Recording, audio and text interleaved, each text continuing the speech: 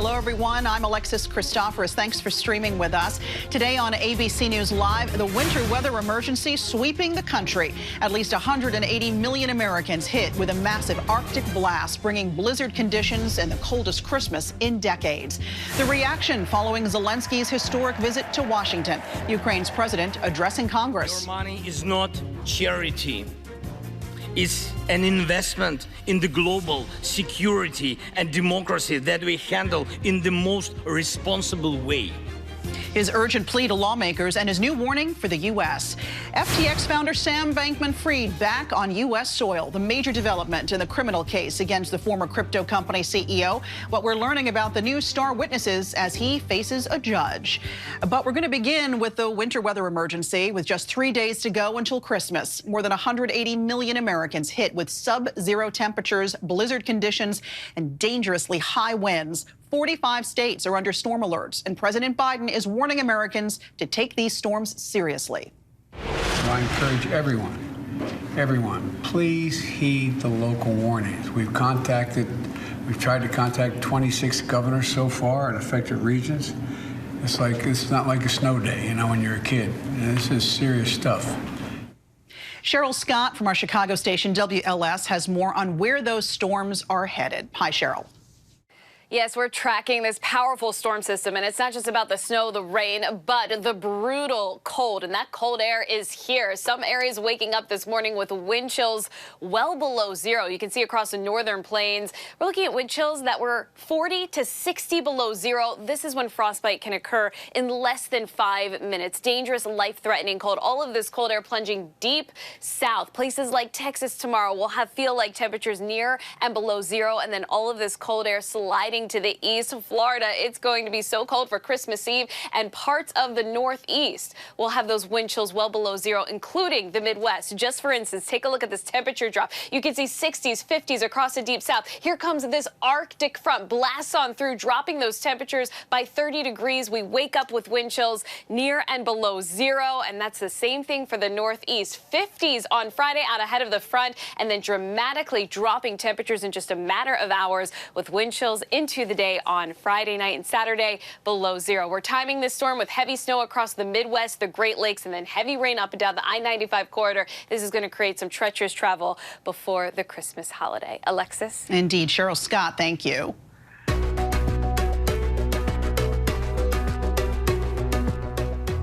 President Zelenskyy traveled from the front lines of the war in Ukraine to our nation's capital, telling lawmakers that their support is crucial, not to just stay in the fight, but to reach a turning point. Now Congress is mulling over a $1.7 trillion spending bill, which would allocate $45 billion in additional aid for Ukraine. Congressional correspondent Rachel Scott has the latest. It was a historic and defiant wartime visit to Capitol Hill. President Volodymyr Zelenskyy, dressed in military fatigues, traveling to Washington with an urgent message. Russia could stop its aggression, really, if it wanted to, but you can speed up our victory. I know it. It's been 300 days since Russia invaded Ukraine. This was the first time Zelenskyy left the front lines. And while he thanked Americans for their support, thank you all, from everyone who is now at the front line. He made it clear Ukraine needs more aid and more weapons. We have artillery. Yes. Thank you. We have it. Is it enough? Honestly, not really.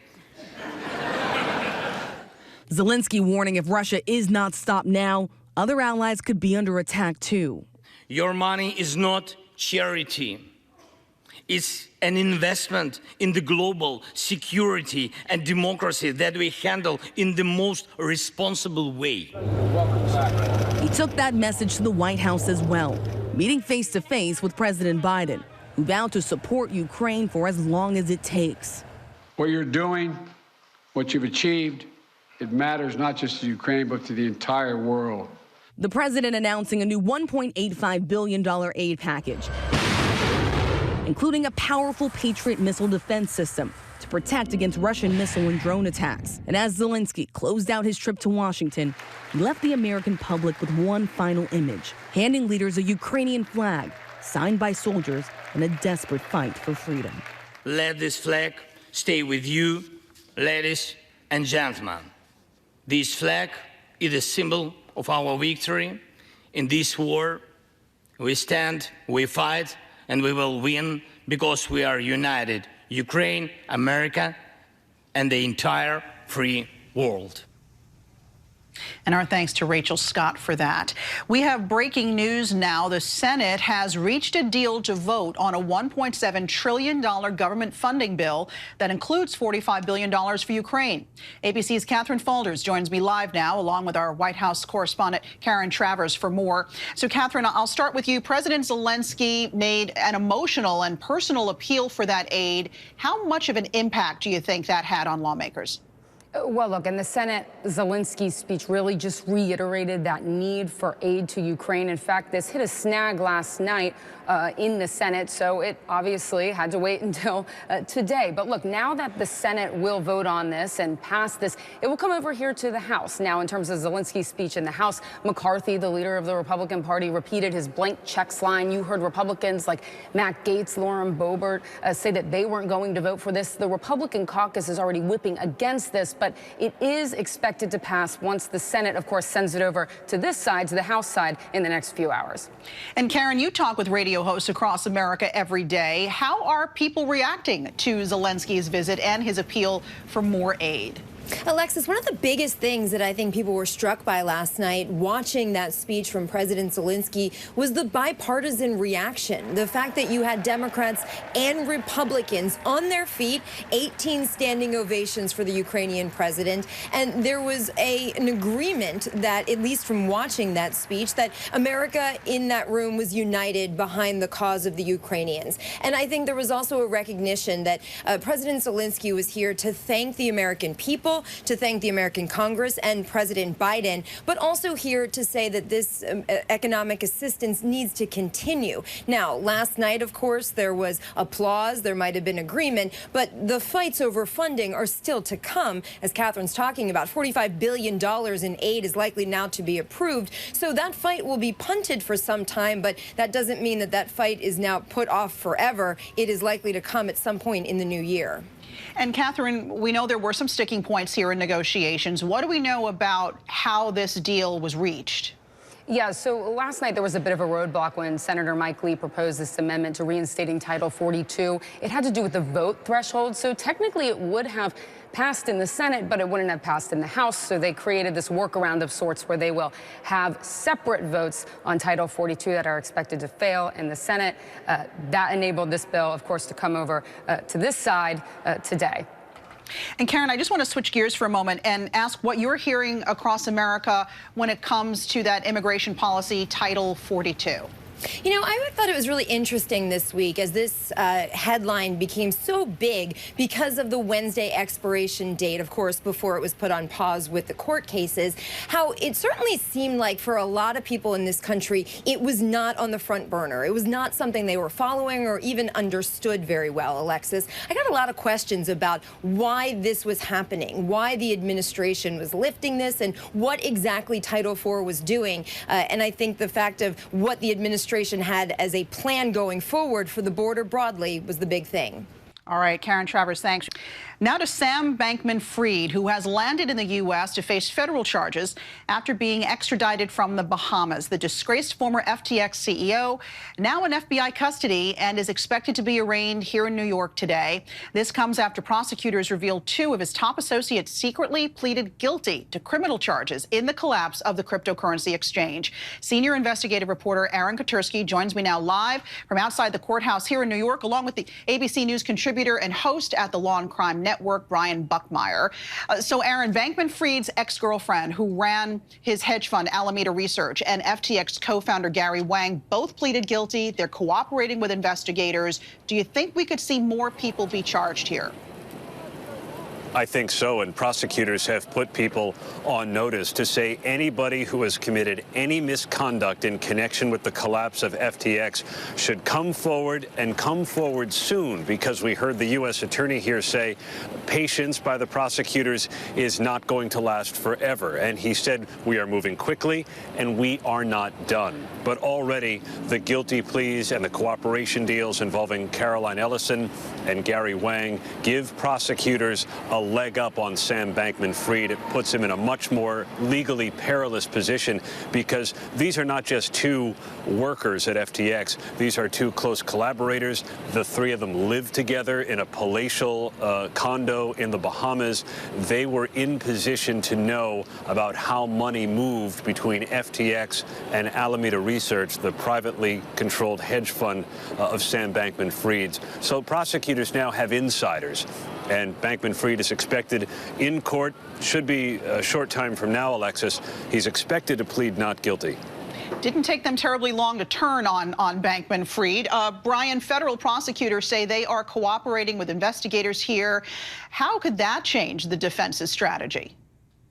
It could change it in a lot of ways. It could change it in the sense of, am I negotiating a plea because they have so much information against my client, or am I willing to take this to trial either because of the credibility of those who are going to testify against my client, or that they don't have all of the facts? But when you talk about Ellison and Wang, you're not just talking about, as Aaron had said, just people who were working. They lived together, they dated, they were college friends. Those conversations could come back to bite Bankman-Fried in a way that really hurts his case. Yeah, it could definitely come back to haunt him. All right, Aaron, Bankman-Fried also facing other lawsuits here. They're piling up from the SEC, the Commission, and the Commodity Futures Trading Commission. What do we know about those, and how might that play into what's happening right now criminally? Well, they're separate since they're civil charges, but they do add to the narrative that we've all come to understand about what regulators and prosecutors believe about FTX, this once heralded crypto exchange known for transparency, known, or at least pitched itself as a secure place to park your crypto investments. And regulators have said it was a house of cards almost from the start in 2019 when it was founded. The Securities and Exchange Commission, the Commodity Futures Trading Commission also filed related civil charges against Caroline Ellison and Gary Wang, saying they played a significant role in the scheme that prosecutors have said was orchestrated by Bankman-Fried, one of the largest financial frauds, they've called it, in American history. Now, Brian, the Commodity Futures Trading Commission says there are more than $8 billion in customer losses. $8 billion. Could any of these people who invested in FTX get their money back? I would say it's very unlikely for two reasons. One, when people are accused of these crimes and take this money, they unfortunately don't take that money and neatly organize it in a way that can then easily be given back to the people they robbed or they defrauded. Oftentimes they use that money, and so therefore it's one, hard to track down, and two, hard to recoup. And that leads to the second point. If it's already spent, how do you get the money back to people? And the little guy or little person, they often are the last people to get paid out when these companies go bankrupt. So unfortunately, investors might not see that money. Sadly, that is true. A long line of creditors who will probably not get much, if anything at all. Aaron Kotursky, Brian Buckmeyer, thank you. Coming up, the American woman released from a Russian prison returning to the U.S. on the same day as Brittany Griner, sharing her story in her first national TV interview. We've got that for you. Stay with us.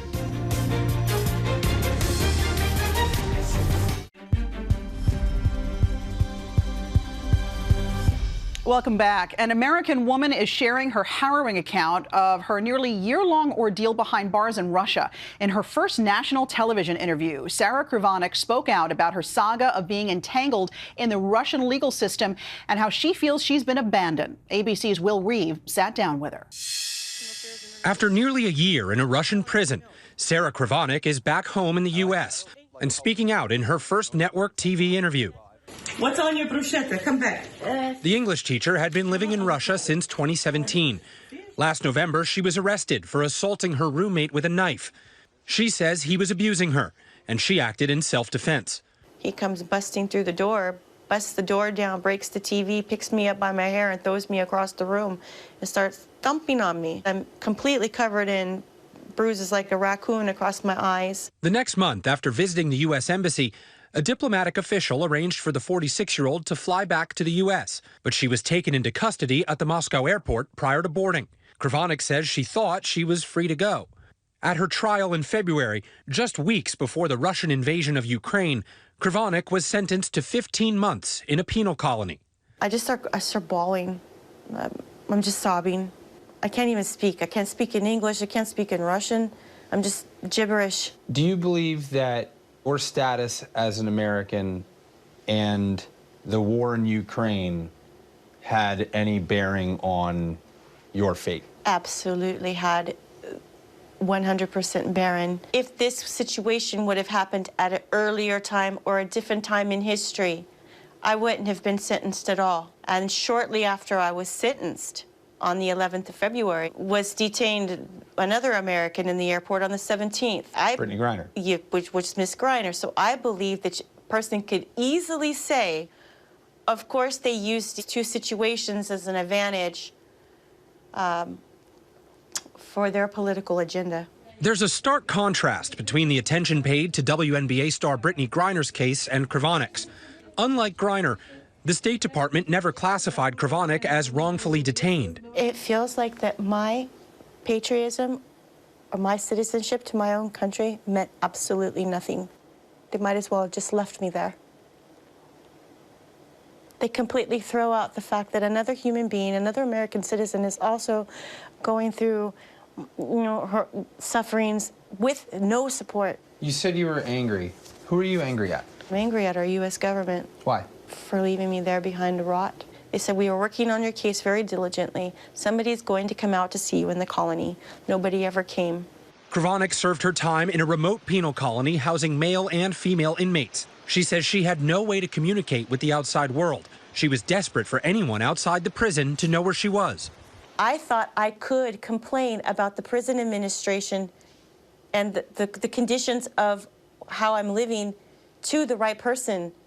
No, you cannot do that. And my punishment was soft compared to what they can do to you. So I took my punishment like a lamb to the slaughter. So you weren't being physically punished? No, not by the guards. By who? I have no supplies, no food, no vitamins, no medicine, no phone calls. I make one complaint, and I'm assaulted by a male inmate that was guarded by other female inmates and other inmates standing post. Then the psychological damage that comes from that is, it's my fault. So I'm humiliated. All my privileges are taken away. I can't even go to the cafeteria. I can't use any of the food. I can't even go into the kitchen. I can't use any cutlery or dishes anymore. I had to go out and find my own spoon, cup, and bowl. After this punishment, I never complain again. how far away did freedom feel? 2.5 months, forever. Forever, eternity. Across the world in California, and unbeknownst to Krivanek, her longtime friend Anita Martinez had been working tirelessly to get answers. I wrote letters to the White House, to the State Department, to the embassy. I said, Sarah has absolutely nothing to bargain with. She's in there alone with absolutely nothing. All I'm asking is to just help me help my friend. That's it. What made you want to help Sarah so much? She has a good heart. I know Sarah. I just know her. It must be almost overwhelming to feel so loved and cared for like that. I have no words to express my appreciation, except that I give up prayers for her. And when I learned that Anita was fighting for me, anytime that I could find a candle, I would light a candle for her, and I would put my prayers up for her. In November, Krivanek was back in court and formally deported by the Russian government. At the same time, the U.S. government was negotiating a prisoner swap. Russian arms dealer Victor Bout, in exchange for Griner's release from a 9-year sentence for drug charges. On December 8th, both women left Russia. I'm really glad that she got out. I wrote her a letter from the deportation detention facility I was in, said, don't worry, nobody's going to leave you behind, or everybody's supporting you. Prison life is going to be very cruel. You're going to need to learn your opponent so you could survive. So I was genuinely, as a human being, worried, what is she going to do for 9 years? I just felt sorry for her because I thought she would make a lot of mistakes and infractions that cost me. But then she got swapped. I literally, genuinely had joy that she doesn't have to endure that. Now Krivanek is focusing on her physical and emotional recovery, still grappling with feeling forgotten by the U.S. government, which she says has not reached out to her since her return. What message do you have to the Biden administration and the American government? That all American citizens should get the same level of service, no matter what the situation is. Don't forget about me and don't forget about the others. An incredible story of resilience and friendship there. Our thanks to Will Reeve. Coming up, so many people are still talking about The White Lotus. When we come back, the movies and shows to binge over the holidays. You don't want to miss it.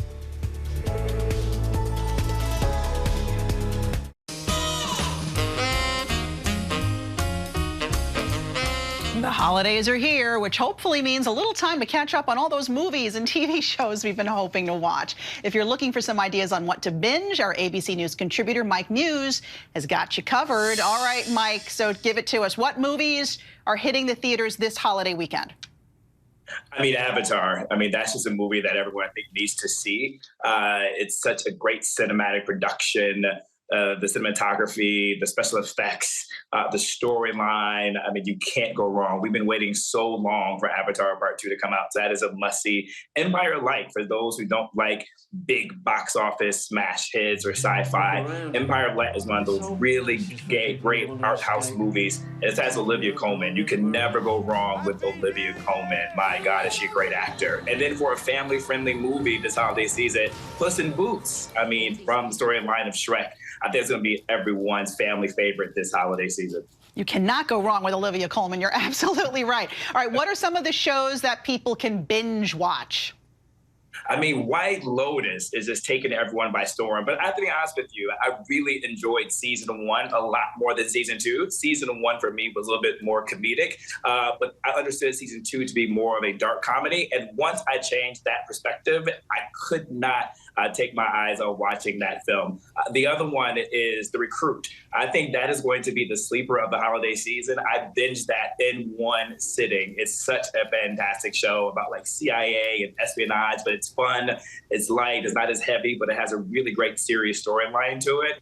And then Abbott Elementary. I mean, come on. If you want to laugh this holiday season with your family after you have some great meals, Abbott Elementary is a fantastic show to binge. All right, I'm writing these suggestions down. I also really liked Wednesday. I binged that. It's only a few episodes, but really enjoyed it. Can't wait for season 2. All right, what about a good page turner for our readers out there? Yeah, for the readers out there, I mean, Michelle Obama, The Light We Carry is a fantastic read. What I love about this is when she wrote it, it was during the pandemic when everyone was really down. It really addresses mental health and how to navigate that system. And she's such a great author, and she tells so many great stories. That is one that I believe everyone has to pick up this holiday season. And the next one is the book by Kelly Rowland. It's a great children's book. It's family friendly. I had the chance to interview Kelly Rowland about this book and the thought that she put into it in dealing with individuals who are parents who have to work but have to wrestle with leaving their child behind. And what does that mean? But it's such a good family fun book for the read for the holidays. Mike Muse, thanks so much. Some good recommendations there as we all hunker down with this winter storm bearing down on us. And speaking of binging, be sure to check out an Impact by Nightline marathon. The stories people across America are talking about. That's this weekend beginning at 6 p.m. Eastern right here on ABC News Live and stream anytime on Hulu. I'm Alexis Christoforous. Stay with us. ABC News Live continues with more news, context, and analysis.